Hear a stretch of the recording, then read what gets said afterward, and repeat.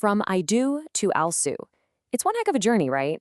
Today, we're exploring one of the most painful transformations in human relationships, how two people who were once loving partners can become bitter enemies in a courtroom. So how does it happen? I mean, really think about that. How can two people who promise to love each other forever end up as sworn enemies? The very person you built a life with suddenly becomes the main target of all your rage. It's wild. In this explainer, we're going to unpack the psychology behind the shift, and we're drawing from a deep dive into over 200 sources on this very topic. All right, let's dive right in. First up, the shocking reversal from I do to all-out war.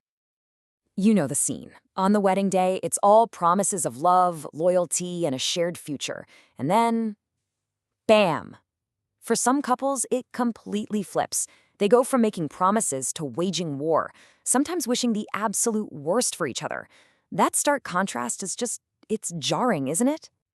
Okay, so this is where it gets really interesting. We're getting into the unseen wounds. And trust me, this whole dramatic reversal, it's not at all what it looks like from the outside.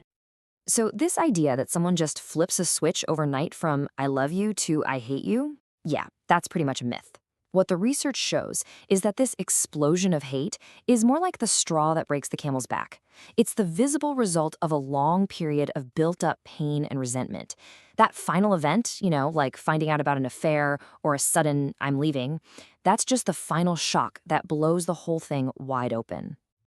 And there's actually a psychological term for this. It's called an attachment injury. This is a super important concept. We're not talking about just a bad fight. This is a profound betrayal or abandonment by the one person you're supposed to be able to count on, and it just shatters your entire sense of security. It's a fundamental violation of the deepest bond in the relationship. But why hate?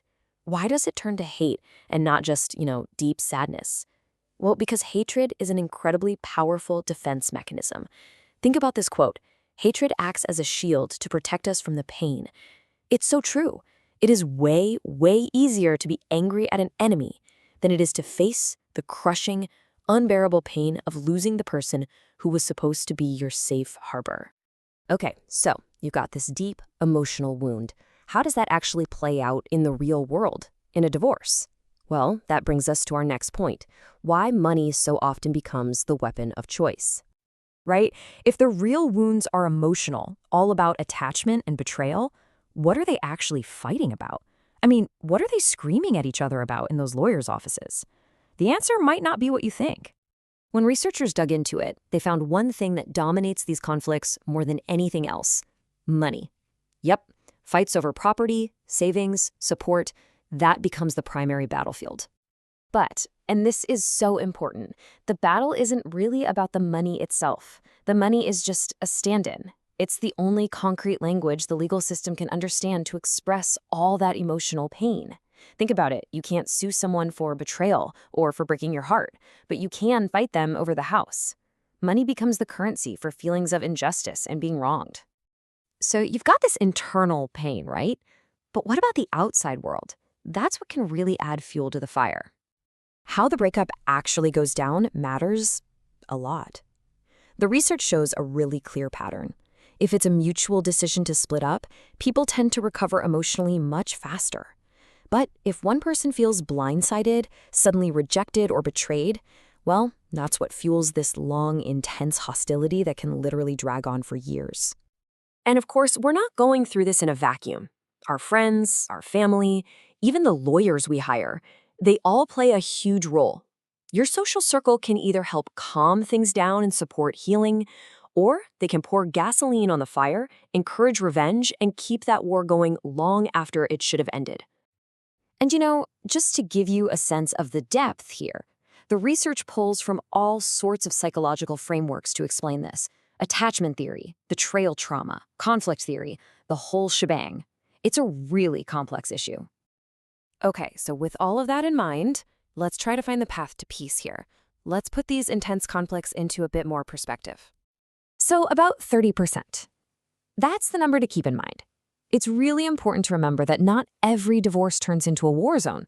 The research suggests that these super high conflict cases we've been talking about make up around a third of all divorces. And look, while that's a minority, it is a very significant one.